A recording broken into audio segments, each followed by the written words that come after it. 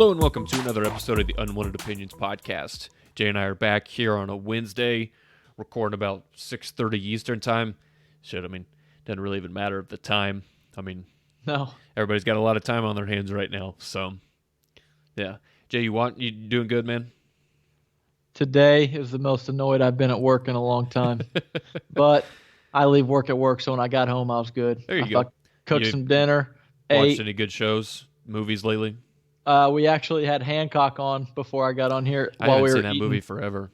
I've only seen it once, and I didn't really remember much about it other than it was like Deadpool before Deadpool. The time I watched it, I was actually at a football camp in Michigan. And That's random. And the kid that I roomed with brought a little TV with those TVs that used to have the DVD players in them. Yep. There's about a 4-inch screen. Yep. It was probably about a 13-inch screen. Yeah. And the two of us watched Hancock. That's the only time I've ever seen it from start to finish. You need to go back and watch it again. It's actually really funny. Oh, it's got Jason Bateman and Will Smith and Yep. I can't remember the girl who's in it. I don't remember her name. I don't know if I've ever known her name. You need to go watch Extraction. I was texting you I know. about it That's what you said. I need to watch the last 2 episodes of The Last Dance too. Yes, you do. Like I told you, I'm not going to say anything, but there's a part in episode 5 that really pisses me off. It's so annoying. We'll talk about it on the next pod because I'll try and think of it, and we can recap what's happened up to this point. All right. We haven't talked about The Last Dance. No, we haven't at all. Really, to be honest, a lot of it up to this point through 6 episodes. I knew a lot of it. Yeah. There's some parts in there that are cool that you didn't know, maybe some a little bit behind the scenes stuff, but when they talked about the Dream Team in one of the episodes, but really not much of it. There's actually a really good documentary that I think NBA TV came out with about 10 years ago. If you're interested in the Dream Team, go watch that. That's actually really good. It's about an hour-long documentary about the Dream Team if you want to listen to that, but because they don't really go too much in depth into it in episode 5, I think it is, but yeah. So that's interesting. Okay. I haven't watched that either. I didn't check that out. Yeah, it's actually really good. But anyways, what we're here to talk to you guys about tonight is, so as we all know, there's not too much going on right now. Everyone's trying to find topics to talk about and whatnot. And Jen, I love the draft, so we're just going to keep talking to you about some draft guys. So NFL's about the only thing that's popping right now that's continuing with their season, really. continuing with the baseball's trying, basketball's trying. Doesn't the schedule come out tonight? I think it's tomorrow. Thursday. Yep, you're right. I'm thinking today is Thursday. Tomorrow it's at only 8, Wednesday. I believe. Yeah. So that's always cool. You get to see where the teams play and when and whatnot, because you already know the opponents you have on your schedule, just don't know when it's slated and primetime games and whatnot. So we'll figure all that out tomorrow, which is cool. But Jay and I are just going to run down. We're going to do offensive, skilled guys tonight, quarterbacks, running backs, receivers, and tight ends. What we're doing is listing our top 5 players. We kind of put in I don't really know how many different factors we put into this, where they were drafted, their skill level, who they have around them, where we think their career's going to go, their career arc. So it's it's sort of a player ranking based off of how successful we think they'll be really throughout their entire career, based on a lot of different things. Yeah, I want to do something different because everybody during draft season always, you make your rankings all before the season, and where they land has a lot to do with how they're going to play at the next level and where their career is going to go. And I don't really ever see anybody come out with post-draft player rankings based on what happened in the draft. So I think this way I factored in where they landed, their talent level, of course. If you're just an awesome talent, even if you're just a stud wide receiver, even if you go to a shit-ass team, you're going to make plays and your stats are going to be there. People are going to see how good you are. Now, if you're a stud-ass quarterback and just go to a horrible situation like Cleveland year after year after year, it's not the same. You might not have the career arc that you would have thought. Patrick Mahomes, a lot of people say, would not be Patrick Mahomes if the Browns would have taken him, or probably if he would have ended up in Jacksonville or somewhere like that. But he ends up in Kansas City with Andy Reid. That really helps his trajectory. He was able to sit. It was just a good fit for him. So I think a lot of that has to go into consideration. So we did top 5 at each offensive skill position based off of those. We left that offensive line because no one really. You care about offensive, but not really. They're kind of, you don't really know. Do you really want to know who their names a lot? Now, what's that? Do you really want to know who I think is going to be the 4th best center 10 years from now?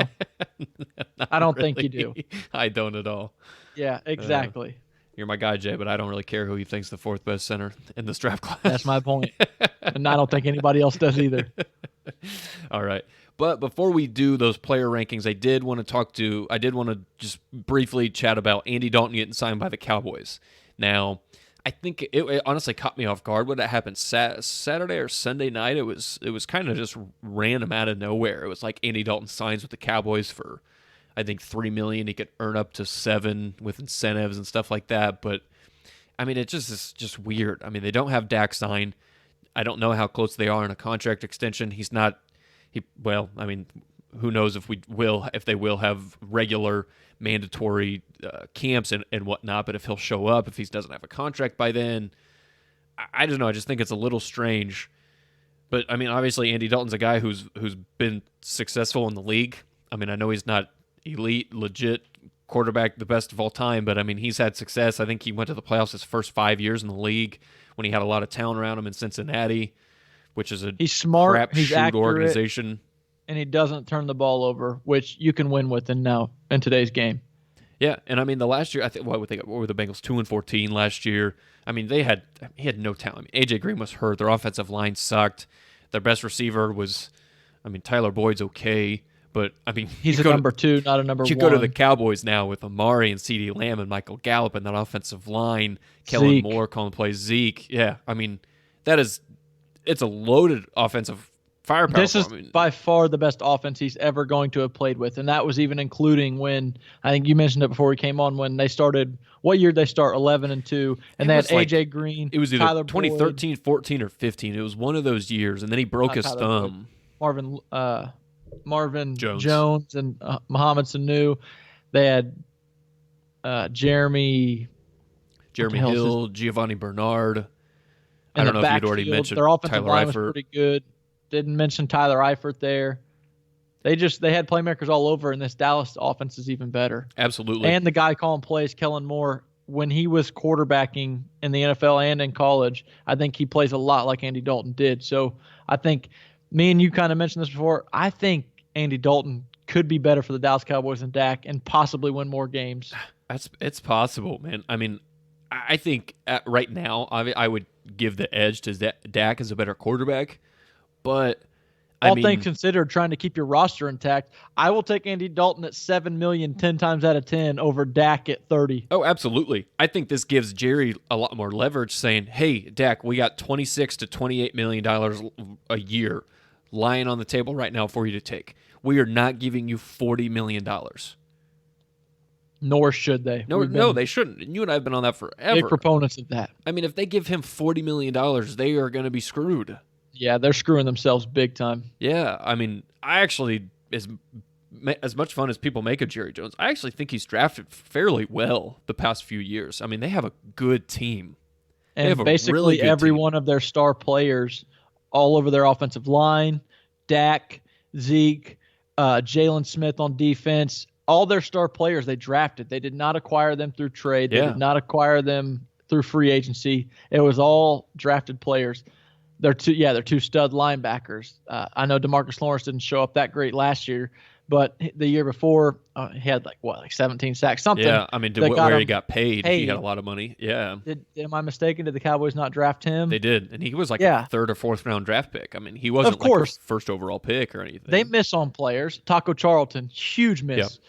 But everyone misses. The guys that Jerry Jones brought in, and on top of this draft, which Dallas had one of the best drafts this year, in my opinion. Really good draft.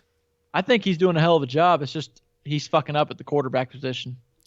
Well, if he's going to pay him $30 million, I don't think he's going to. I think if he was going to, the deal would have already been signed. I hope so. I think they've got a number. I think they've had a number for a long time, and it's clear that Dak just thinks he's worth more. Which I can't fault him for that. What he's done so far.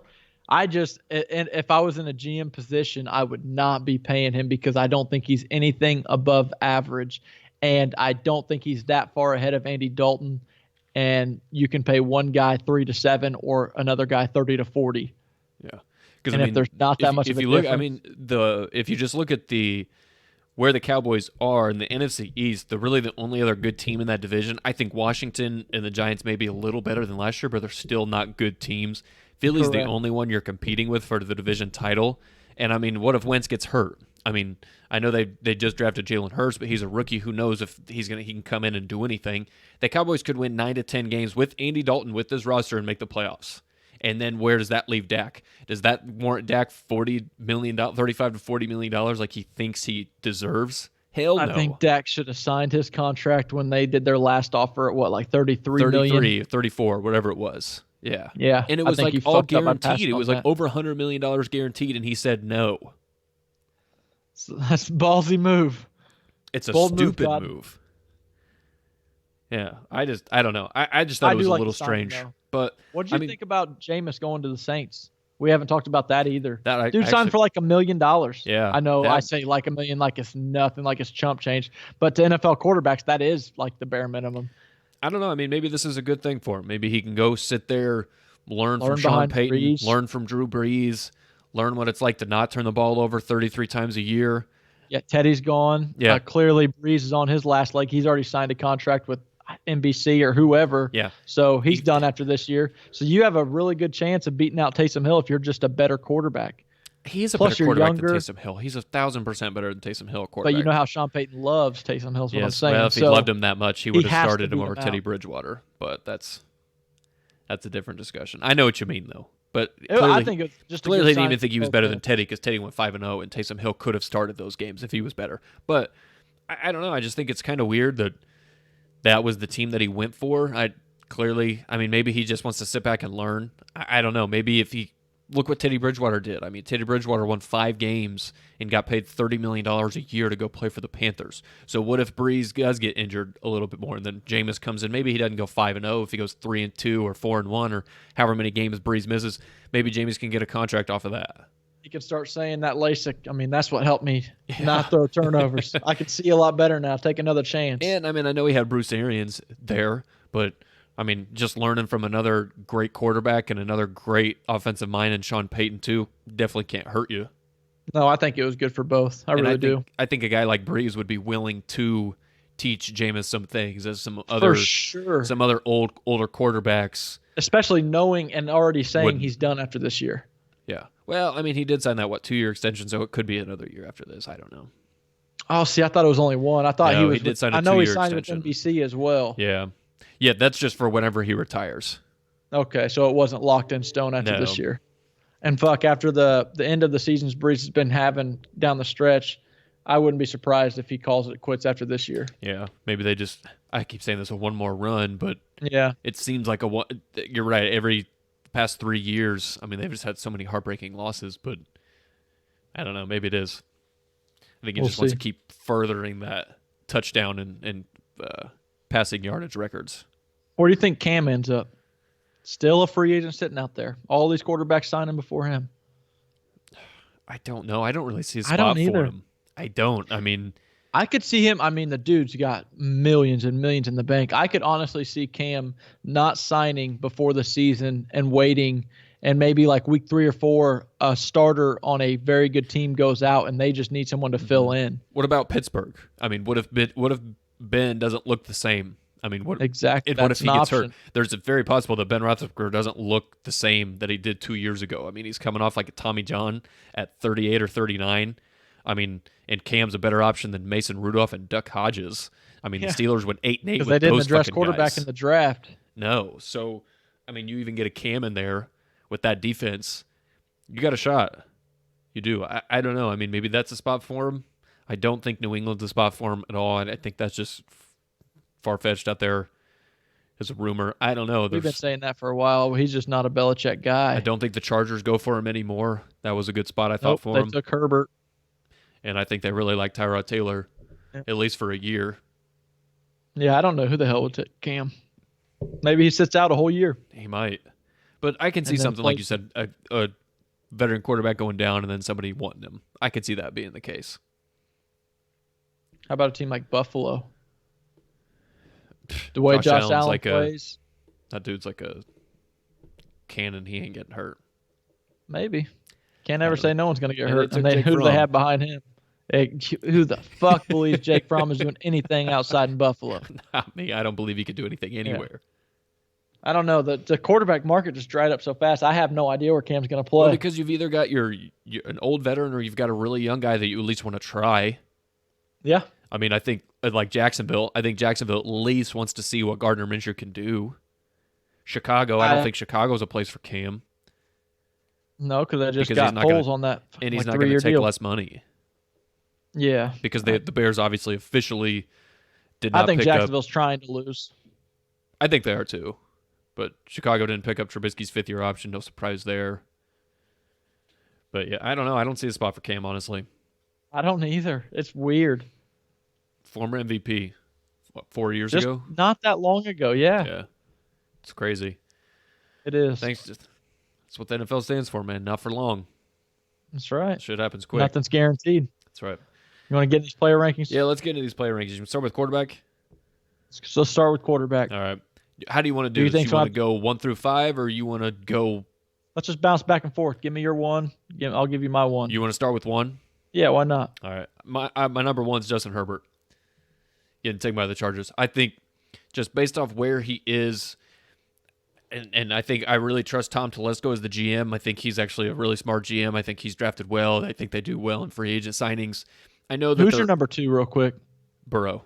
Okay, and I have Burrow 1, Herbert 2. So let's just talk about both of them. Those two guys. Okay. And the reason why I picked Herbert over Burrow is strictly because I don't trust the Bengals organization. That's why I don't have them above the Chargers. The Chargers historically haven't been the greatest organization either, but they've at least shown that they're willing to do more in free agency. They're getting into a new stadium where I think they have a lot better practice facilities than what the Bengals do, and I just trust the Chargers a little bit more than the Bengals. And you know how big of a fan I am of Justin Herbert. I think he's uber talented. I think he's going to succeed. I think he's going to be a star at the next level. And I think Joe Burrow is too. It's just that's where I edged it out a little bit. And I think right now that the Chargers, if Herbert has to go in, I think the Chargers have a way better roster than the Bengals do right now for Herbert to succeed in year 1. They do right now. I think Herbert's going to sit his first year. I do too. I think Burrow's the better quarterback. I just think all around I think he's smarter. I think he's a better leader. I think he's more accurate. He's a little less mobile, but still more mobile than people give him credit for. I think he's tough. I think he's durable. They do have weapons in Cincinnati. I don't think Cincinnati's as bad of a team as everybody thinks they are. They went and drafted him, I think, a fantastic wide receiver in T. Higgins at the top of the second round to pair him with A.J. Green, who's going to be out to prove something coming off that injury. If he can stay on the field. Even without him, they still have T. Higgins, Tyler Boyd. They got in the backfield, he's got a good running back in Joe Mixon to hand the ball off to. They basically redshirted Jonah Williams last year, who was their top pick at offensive tackle. So they basically got 2 top first-round picks this year by getting Jonah Williams back, who actually – it benefits him from sitting out a year because now he's been in the system for a year. Even though he didn't play in it, he fully understands it through all his film watching, all his coaches, all the meetings, all that crap. So he understands the system. He's going to plug in and be an upgrade immediately to their offensive line. Like I said, he's got weapons. I just think Burrow's the better quarterback, and he's going to do something that a Bengals quarterback probably has. I think he's going to be easily the best quarterback they've had since Palmer when he first got there. Yeah. And then I have Herbert second because I have Herbert over Tua because I like the Chargers roster better. Yep. I think their coaching staff's a little bit better. The talent around him, he's just going to be able to do more things offensively. And there's not as big of a factor on is he going to get hurt, which this is a projection in our rankings. I just think Tua is going to get hurt a lot, especially going to Miami where their offensive line is not great. It's young. He's going to get hit a lot. He's not as mobile as he was. I don't like their weapons as much as the Chargers. So that's why I have Herbert second. So you've got Tua at 3. I do have Tua at 3. I've also got Tua at 3. And again, for a lot of the reasons I just mentioned. A lot of the reasons you said. I mean, injuries, you have to take that into account. I mean, I know you can say you really can't count on injuries. You can't say just because he was injured before. But I think you have to take that into consideration. I mean, this dude's had because like 3 surgeries before he even turned 25 years old and before he even stepped on an NFL field. And again, it's just proven injuries. If you get injured in college, you're most likely going to get injured in the pros. Absolutely. That's a fact. He's not a big guy. Also, He's not as fast as people think he is. I'm still skeptical of Tua. I think he can be a good quality quarterback in the NFL. Again, like I said, I don't see superstar. I still need to see him where he doesn't have the best roster in all of football, which he did with Alabama for 3 years while he was there. He's going to the Dolphins, who have not been very good of recent. So he's just got a lot to prove in my eyes. I don't just see him. I'm not like everybody else where I know, Jay, you agree with me, but you see a lot of the experts on TV saying, put him in the Hall of Fame already. He's going to, Nate Burleson, I think this was going to win. He's going to win 9 games already as a rookie with this Dolphins roster. I don't see that. It's possible. I don't either. But I've got a lot of concerns about Tua, and a lot has to do with the fact that I just don't think he's going to ever play a full 16-game season. Yeah, and especially I don't see a 10-year career. I just don't. That's tough. The dude's going to get. I don't know if I do either. But I mean, his talent is big enough where I had to put him at 3. Yeah, I did too. I mean he's got uber talented. He's got a good arm. He's coachable. He's accurate. Good kid. I think he can be a good leader. I think he's got all the intangibles. It's just that injury.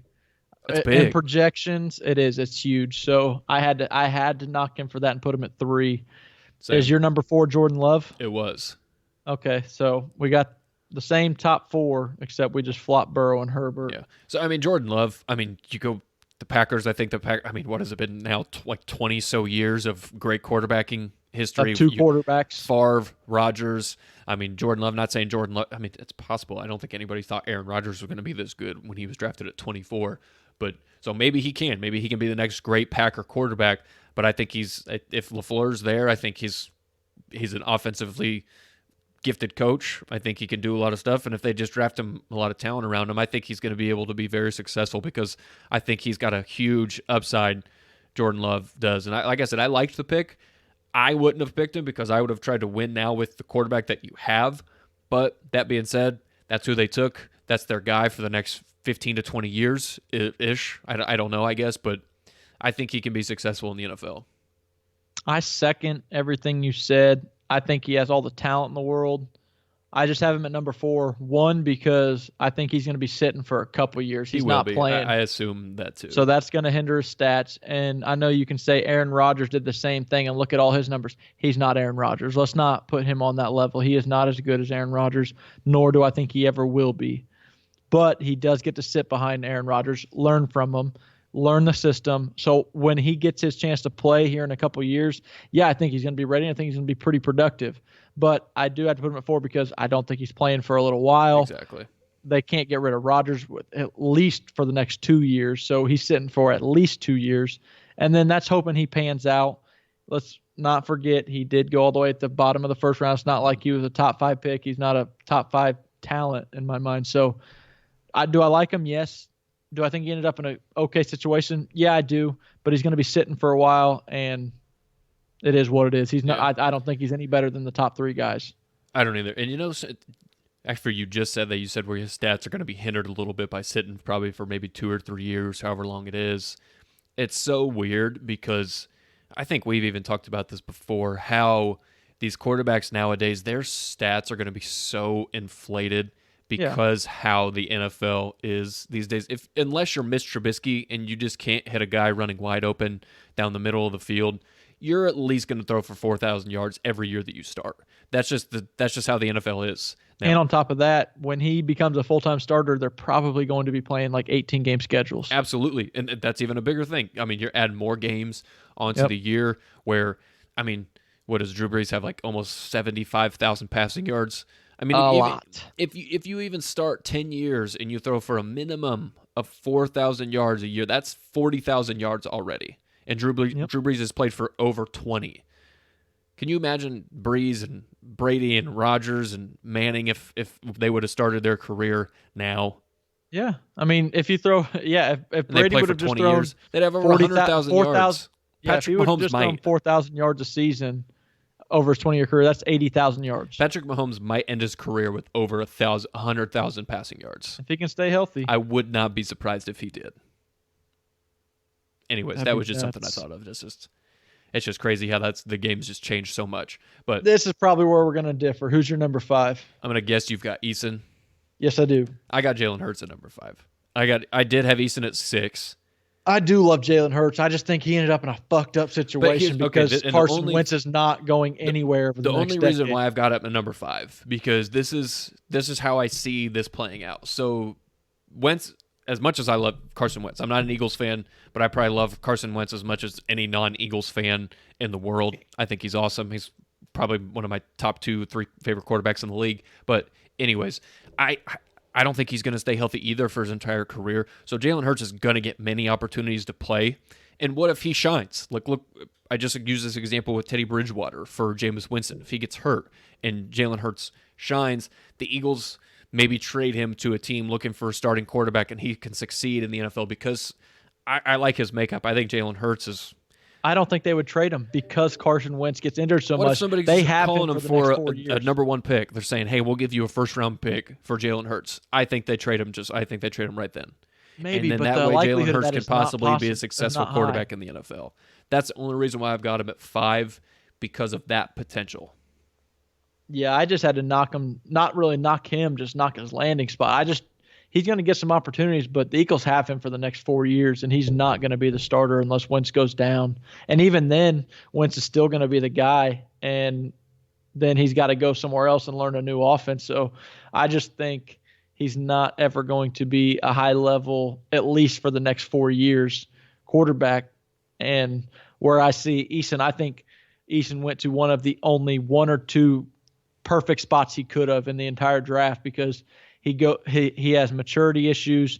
He needs to learn how to control himself, be a better leader, and he goes to an organization where the biggest thing they value is leadership and just being a good person, loving football. So everyone in that locker room is going to be showing him on a daily basis that you put the team before yourself. He's learning from one of the all-time great quarterbacks who maybe the next 1 or 2 years. So Eason is not going to be forced into any type of starting role anytime soon.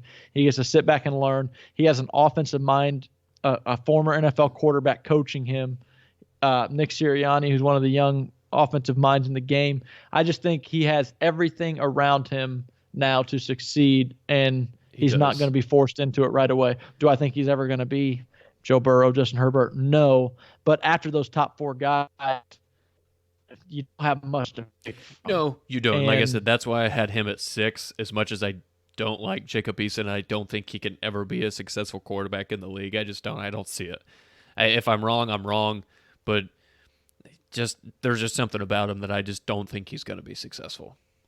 I think he has everything that you can't coach, and he goes to a perfect spot where he has a massive arm. I will give him that. He's got maybe one of the best. He probably had the best arm in the draft, period. Just based off of pure arm talent, but that doesn't get you by in the NFL. No, but that's what I'm saying. The things that he's lacking, like maturity, being able to read a defense. He's in a great spot for it. I agree. That's my point. The things that he needs coached up on that you can change and fix, he went to almost an ideally perfect situation to coach him up, and a spot where he gets those years to learn it and get coached up before he ever has to step foot on the field. Because even if Phillip Rivers goes down this year or sucks, they still have Jacoby Brissett to step in. They're not going to force Eason in. No, and I know that he's the 3rd quarterback right now in that room. I mean, he's behind Rivers and Jacoby. So, but yeah, like I said, I had Eason at 6 because, again, like you mentioned, you don't have much to choose from after that. I had Jalen Hurts at 6. I really love Jalen Hurts. I wanted him on the Colts really bad. I would have liked him there too. The situation he went to, he's not going to get to shine as much. I think a lot of teams were probably thinking he was going to be available in the 3rd, 4th round. Yeah. So, hit running back. Let's go running back. You start off number 1, Jay. My number 1 running back, based on everything, I'm going to take J.K. Dobbins. They run the ball like no other. They always have a massive offensive line. Ever since John Harbaugh's been the coach, their number 1 priority's been running the ball. And he's going to get all the opportunities in the world, and just his play style with Baltimore's play calling, with the way Lamar Jackson runs the ball, and how much of a threat he is in the running game. Mark Ingram on his way out. I just think over his entire career, Dobbins went to the best situation he could have in Baltimore, and he's going to shine. I've got J.K. actually at number 2, but I had Jonathan Taylor at number 1. Okay. And the reason why I had Jonathan Taylor 1 is, again, I don't know if the Colts re-sign Marlon Mack after this year. It depends on the money he's asking for, depends on the season that he has, what Jonathan Taylor looks like behind the Colts offensive line, behind the Colts system, because I really think everything I'm seeing, the Colts are wanting to go to a two-back system, and they want the run game to carry the team this year, really. I mean, you saw what San Francisco was able to do last year with Jimmy Garoppolo and 2-3-back system. So I think Colts finished top 10 in rushing last year. I think they were top 5. Were they? Yeah, I think they were, but their pass game was so bad, as we know. But yes, I mean, I just think he's going to have a extremely long career in Indy. I mean, he's got the breakaway speed. I think he can fix his fumbling issues. I think I've heard people say you can't fix fumbling issues. Go look what Adrian Peterson and Tiki Barber did in their careers. They were big-time fumblers in the first few seasons, and they're two of the greatest running backs ever. I mean, I don't know if Tiki Barber maybe is in that conversation, but Adrian Peterson definitely is. But Tiki Barber was a guy who fixed his fumbling problems, and I think Jonathan Taylor can. He's got breakaway speed, great kid. So that's why I had Taylor number 1. And the Colts just, as you mentioned, the offensive line in Baltimore, the offensive line in Indy. I mean, you see what Quentin Nelson running behind 56 there. Oh, yeah. Oh my God. Yeah. I have John Taylor at 3. And Jake, I just think to kind of just go off your point of J.K. Dobbins, like I said, I have him at 2. Again, perfect situation for him there in Baltimore. I think he's probably going to be the next guy once I just blank his name. Mark Ingram. Mark Ingram, once he's done. I mean, he is getting a little older. I think he's a free agent after this year, and I doubt they bring him back. Probably J.K. not. Dobbins just and as much as they run the ball, J.K. Edwards. Dobbins is I think he's good out of the backfield too. So just little dump off passes to him. That's why I had J.K. at number 2. Yeah, so I have Jonathan Taylor at 3. I mean, a lot of the same reasons you did. I just had Clyde Edwards-Helaire at number 2, based on 4. Where he went. He's going to be utilized in the pass game and in the run game. Every running back that the Chiefs have stuck in there just succeed because of the threat of Patrick Mahomes, and he can read the defense. Andy Reid's play calling. I just think from right out the gate, Clyde Edwards-Helaire is going to be a 65, 70 reception running back and 1,000 yards rushing every single year. See, I don't know. Like I said, I've got Clyde at 4, and the reason why I had him at 4, I actually had Cam Akers at 3. I have Cam Akers at 4. Because I think so. We had the same top 4. So I think Cam Akers is going to become the next Todd Gurley. I don't know if he's going to be as good as Todd Gurley, but I think the Rams are going to utilize him in that. Like, they're going to do a lot of things that they did with Todd Gurley with Cam Akers, because I know they drafted Darrell Henderson last year, but I think Cam Akers was already the better player. I think he'll just be the guy, and you saw how effective the Rams' offense was when they had Gurley going. So I just think Cam Akers, and McVay loves to run the ball. So he's going to be the guy. I think he's going to get more touches. The reason why I had Clyde at 4, I do think he's going to be successful, but I just think it's going to be more in the pass game, because I don't even think the Chiefs' leading rusher had 500 yards last year. I don't think Clyde Edwards-Helaire. I think already he's better than all their running backs. And I agree with that. Running the ball. But I don't think he'll have 1,000 yards every single season. I think he'll have closer to 1,000 receiving yards than he does rushing yards. And Andy Reid throws the ball like 70% of the time. Yes, he does. But he's also, I think, when you saw what they did when they had Kareem Hunt, I think he's going to step in and be very similar to what Kareem Hunt did in that offense. But they also didn't have Patrick Mahomes playing quarterback then. It was Alex Smith. And I had Cam Akers at 4 because I really like Cam Akers coming out, but I also really like Darrell Henderson, and I think he's going to be able to shine more in this upcoming season. And again, a copycat league. I think the Rams are looking at San Francisco, and they're going to use those multiple backs. And I think Darrell Henderson's going to spell Cam Akers a lot his rookie year, and they're just going to go back and forth. And maybe you see Cam Akers pull off 850 yards rushing and Darrell Henderson pull off 450, 500 yards rushing. So they split instead of Cam Akers going for 1,200 yards a season. Yeah, and like I said, I don't think Cam Akers is Todd Gurley. I don't, but I just think the Rams are going to try and utilize him like that. So that's why I had him over Clyde. Did you have DeAndre Swift at 5? No.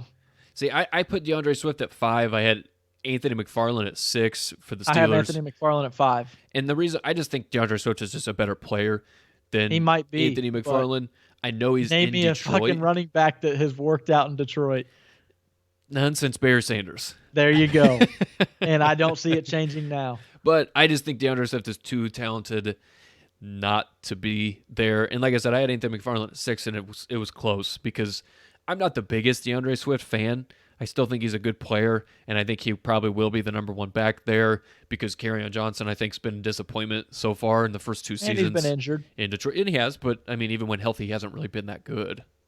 Yeah, but I don't know a lot for a few years, and I think he goes to a place where not only are they, I think they're going to run the ball a little more, trying to take a little bit off of Big Ben's plate as he comes back, but that he also goes to a place where James Conner has been injured quite frequently, and he's going to, I think, from the jump, be the change of pace back. He's going to catch a lot of passes, and if James Conner ever goes down, I think he fits in seamlessly and just takes the load, and I think he can be the lead back. And I think the Steelers are a smart organization, and if they find that Anthony McFarland can do a lot of what James Conner can do, I think they could let James Conner walk early, and Anthony McFarland fits right in and does the same thing. Absolutely.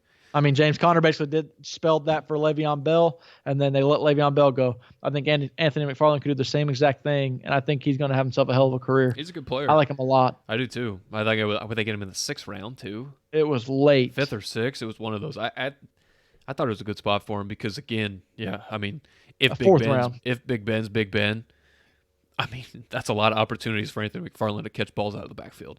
And just like you mentioned, James Conner can't stay healthy. He didn't stay healthy last year either. So, I mean, he's what do you have, a shoulder, knee, both last year? So, I mean, if that carries over at all into this year, Anthony McFarland's going to get a lot of opportunities. Yep, I agree. So that's why I had him at number 5. These receivers, man, were tough. I could have kept going for days on these receivers, how good they were, how good this class was.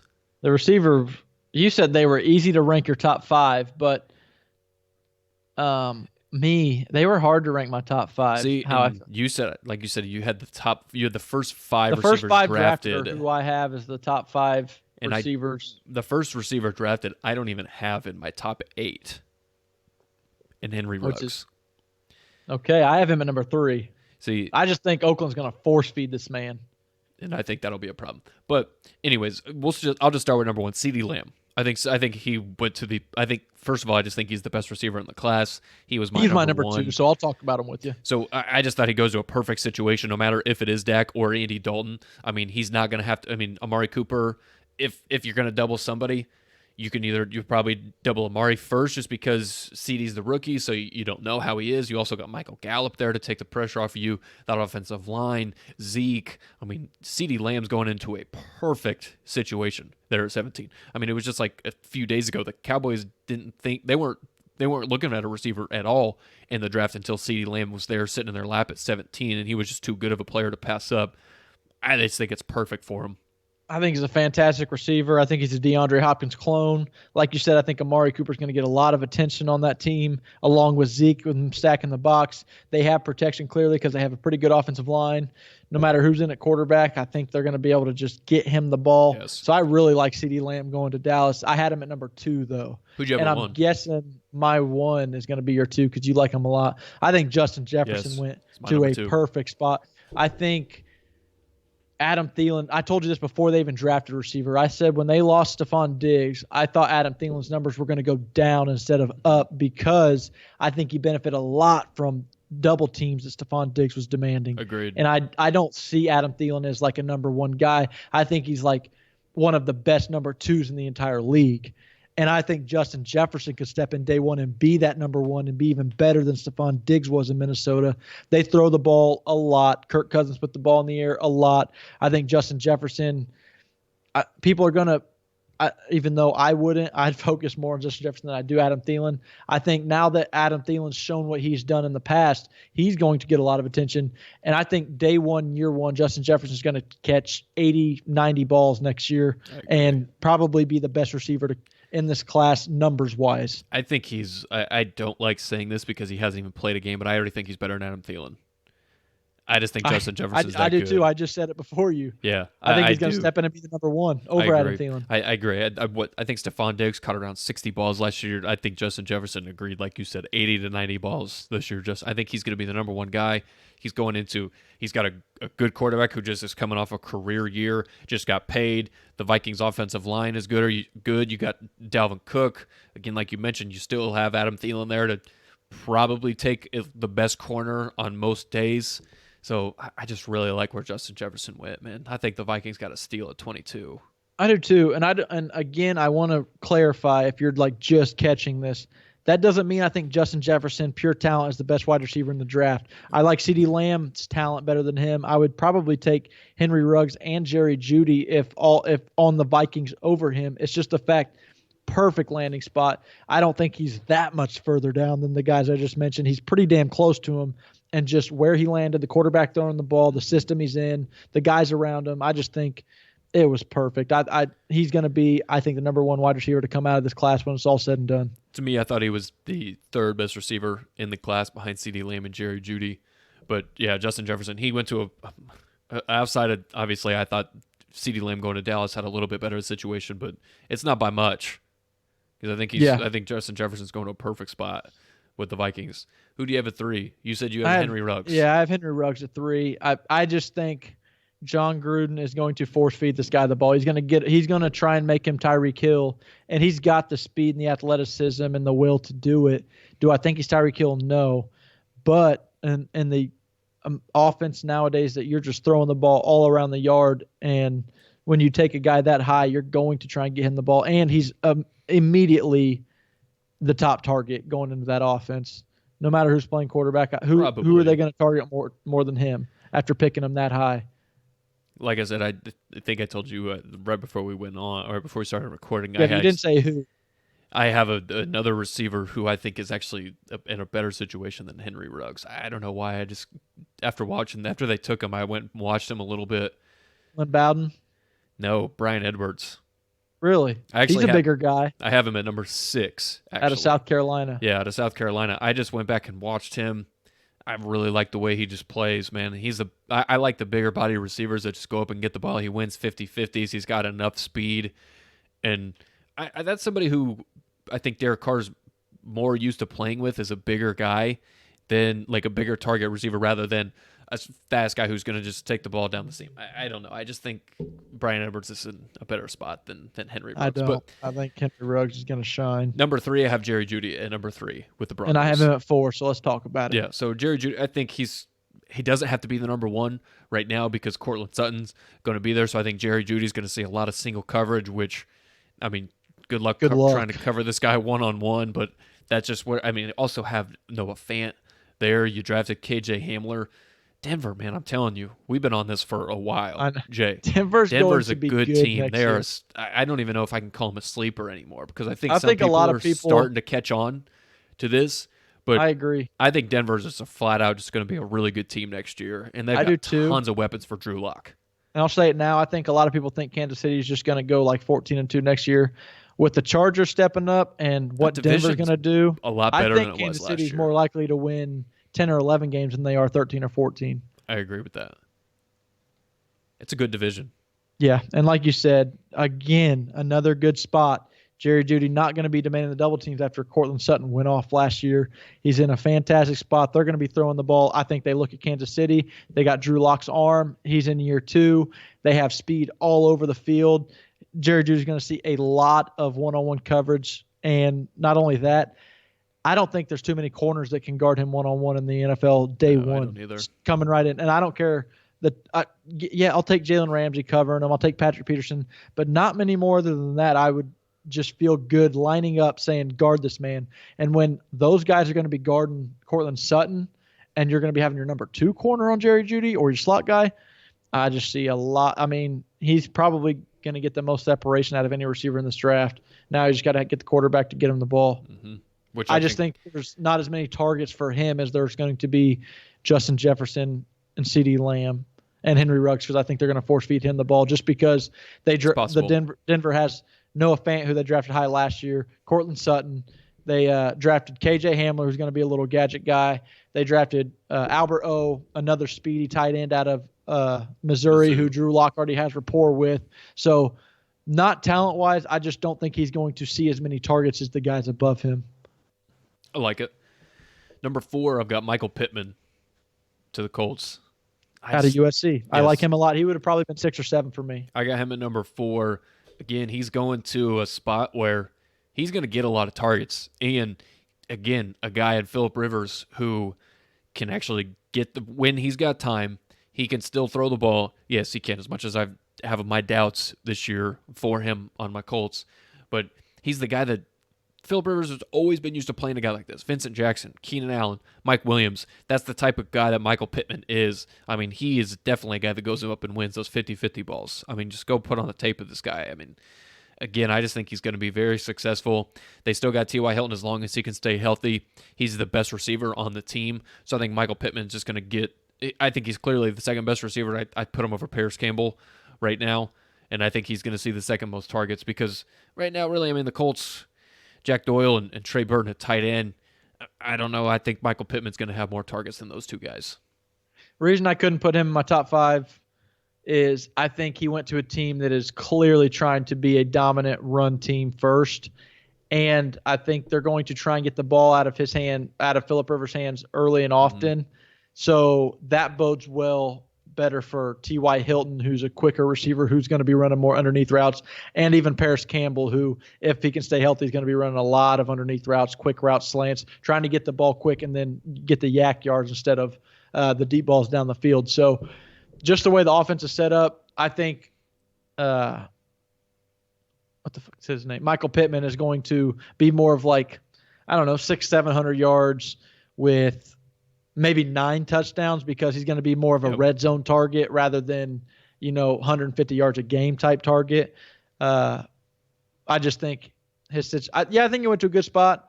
I just think they're more run heavy than pass heavy, and the guys guys I have ahead of them are more in a pass heavy offense. Phillips still likes to push the ball down the field, and you saw him last year. That dude just wants to chuck it. Like I said, he'd have probably been 6 or 7 for me.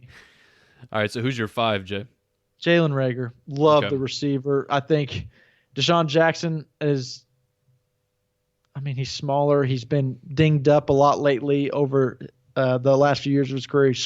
He's a speedy guy, but they drafted him over some of these receivers for a reason, and I think they're going to find different ways to utilize him, whether it's sweeps, screens, down the field. I think he can run every route in the game. I think he plays a lot bigger than he is, and I think he plays a lot faster than his 40 time was.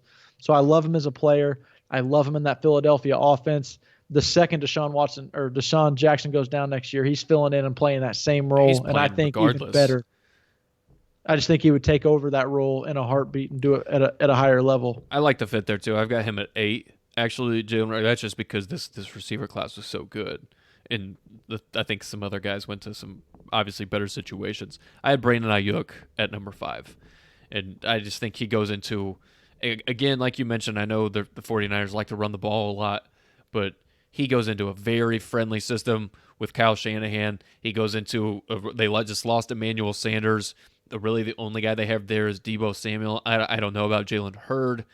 Dante Pettis. I'm telling you, Jalen Hurd is going to outplay your boy this year if he can stay healthy, Brandon Ayuk. I don't know. I'm not too sold. You're a bigger fan of Jalen Hurd than I am. I'm not sure. He's going to be. He had a pretty serious injury last year, so I think he had a vertebrae injury, which that's pretty scary. I don't know if he's even going to be healthy next year. But I just like Brandon Ayuk. I think he's another really good player. Man, he was a guy that. I think he's an okay receiver. I didn't even think he was that great coming out of college. I was definitely not as high as other people were. I think Deebo Samuel's the better version of him, plays the same way but better. I don't think they played similar. I definitely think that Deebo Samuel was more of a guy that wanted to take the ball out of the backfield and jet sweeps and stuff. I think Brandon Ayuk is just a down the field type guy.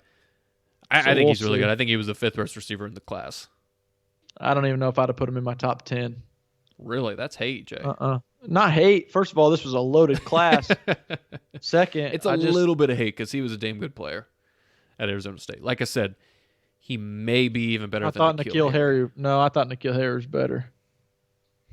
All right. Was that 5? Yeah, right, it we was. both give up. All right. Do you want to recap real quick your top 5 receivers? Because we kind of went all over the board there. Yeah, so 1 through 5, I've got CeeDee Lamb, Justin Jefferson, Jerry Jeudy, Michael Pittman Jr., and Brandon Ayuk. And then 1 through 5 for me, I have Justin Jefferson, CeeDee Lamb, Henry Ruggs, DJ Baker. Yeah, we did kind of go. Tight ends was we bounced a lot on the receivers difficult. right there. And there's so many. Yeah, and tight ends. Tight ends, this was hard. This was easily the hardest one. I didn't like this tight end class at all. Cole Kmet, he was the best tight end in the class, but I think he didn't really go to a very good situation until the Bears get their quarterback situation handled. He's at 2. I put him at 2. I had Adam Troutman at number 1. Nice. I have Cole Kmet at number 1, but Adam Troutman at 2. Because he went to the Saints. Because he's there and he's going to play with Drew Brees, with Sean Payton. He's going to be the second tight end behind Jared Cook. And Jared Cook, I mean, has had some injury issues, so he might be the starting tight end every now and then for a few games. And you got Drew Brees throwing you the ball. Hey, that doesn't get much better than that. And like I said, Cole Kmet at 2, strictly because who he's going to have throwing the ball. It's either Mitch Trubisky or Nick Foles, and that's not the greatest quarterback situation you want to walk yourself into. Yeah, this, like you mentioned earlier, this tight end class was not very good. There was a chance. Sorry to interrupt you, Dip, but there was a chance no, you're good. that any of these tight ends drafted don't even have a 6-year career. Yeah, that's how low I feel about him. Same. I think Cole Kmet was the best tight end in this class by far. I think he was number 1 on everybody else's board as well. So just that alone, and going to the offense he did. I know they don't have a great quarterback, but I based all my tight end rankings probably off of where they went and who their coach is, and like just how the system fits them. Mm-hmm. Cole Kmet's just too good for me not to put number 1 with a below average tight end class. Number 2, I had Adam Troutman for a lot of the same reasons you said. Drew Brees is going to be throwing the ball this year. There's maybe Jameis steps up. I don't see it happening, but Sean Payton, with that offensive mind, I think they're going to scheme him up a lot to be open. Agreed. Especially with all the double teams that triple teams that Michael Thomas is going to get. He's going to see a lot of single coverage. Who'd you have at number 3? Okay, I don't even know if I'm going to say his name correctly.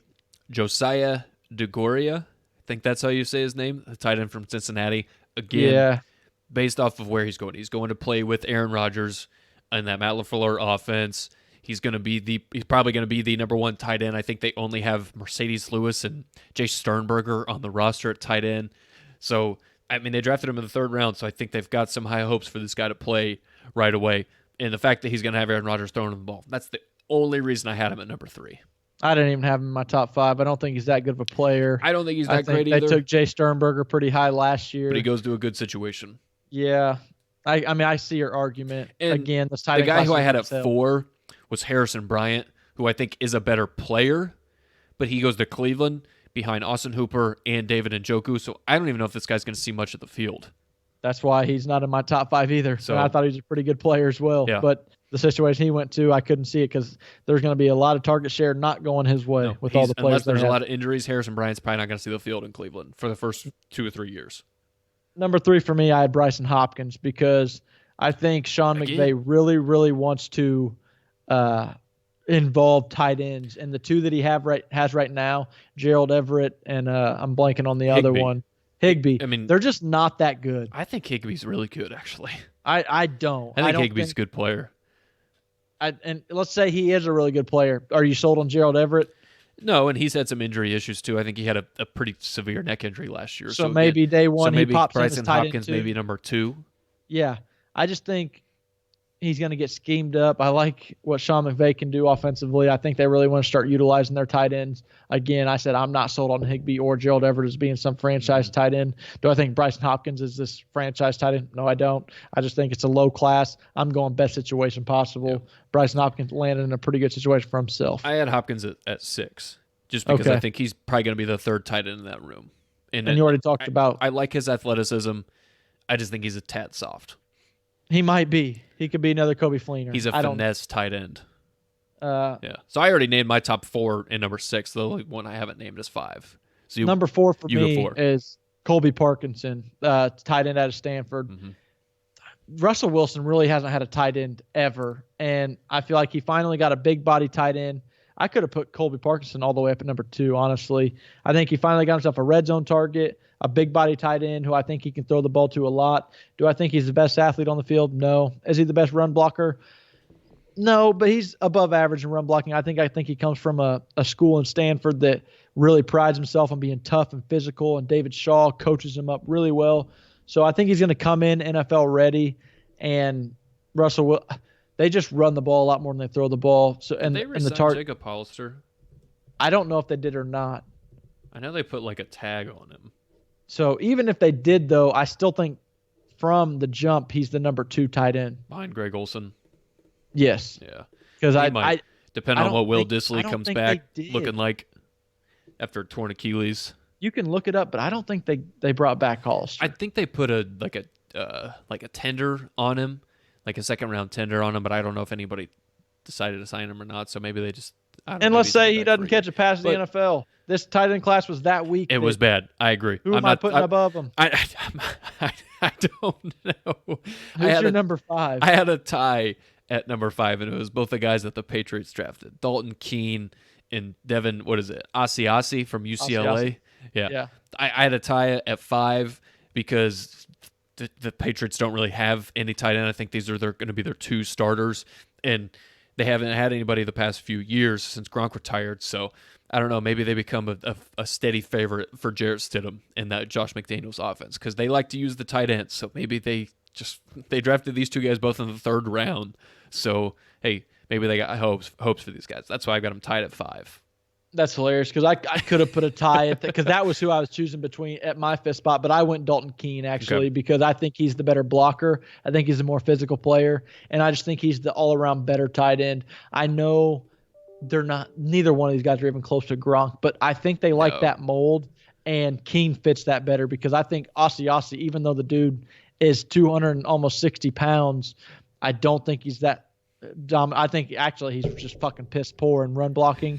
I think he's soft. I think he's more. Tell me how you really feel, Jay. I think he's more of just a receiving tight end who's not even that fast and has a lot of great running separation ability. So I would just give the all around better tight end is Dalton Keene, and I think he's going to see more playing time as a rookie. And they do like to get their tight ends involved a lot, and that offense is going to be set around the tight end. So I just think that Dalton Keene's going to have the better career over Devin Asiasi. Yeah, I just had it as a tie because And I don't blame you there. Man, this tight end, this class was hard. It's not very good. I was actually honestly really surprised Hunter Bryant, the tight end from Washington, went undrafted. Didn't even get drafted. Yeah. But he goes to the Lions, and they already spent a high draft pick on TJ Hawkinson. Last year, and they don't throw the tight end a lot. They have two good outside receivers. Their offensive line isn't great. They don't have a running game, so I just don't see him having a lot of opportunities there. Speaking of tight ends, how's your boy Kahale Warren going to do this year if he sees the field? Telling you. Hey, you watch out. Year 3 is where they really make the jump. He's only in year 2. He's about to be a Pro Bowler by next year. Okay. We'll see it. So there you go, Deshaun Watson. There's some hope for you. Yeah. You got that hidden gem on the bench. Yeah. All right. Yeah. I mean, trying to hate on him, by the way. I'm trying to hate on him. I think it's just funny that you think he's so good. He's a beast, man. I just don't think he's that good. It's Gronk Jr. Yeah. I'm telling you. I'll believe that when I see it. He's like my fault Billy O's a moron. Well, no, he is a dipshit, but that he also Kahale Warren also had a bunch of concussion issues, and I don't think he ever saw the field last year. That's because he's such a badass and trying to knock everybody out, in the run game. Hey, that man, if you're not available, fucked up a couple times. Hey, that's possible. We'll see.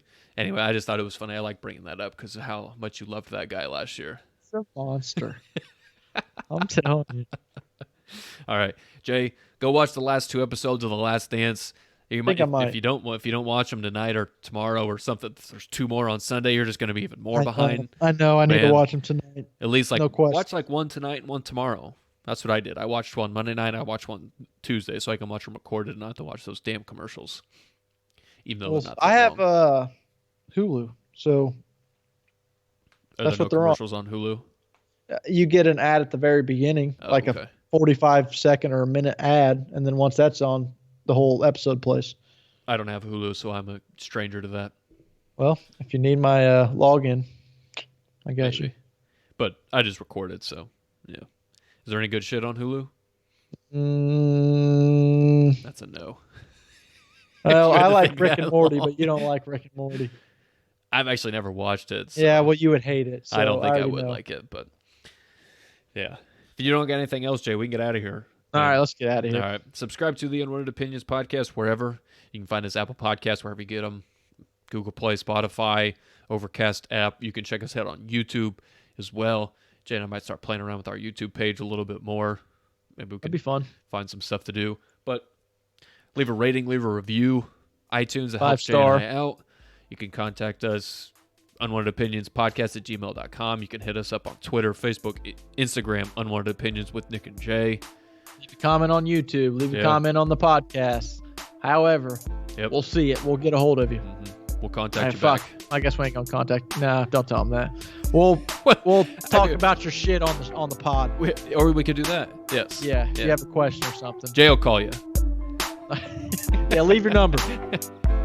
Get a personal call from me. Oh shit! All right, let's get out of here, man. All right, until next time.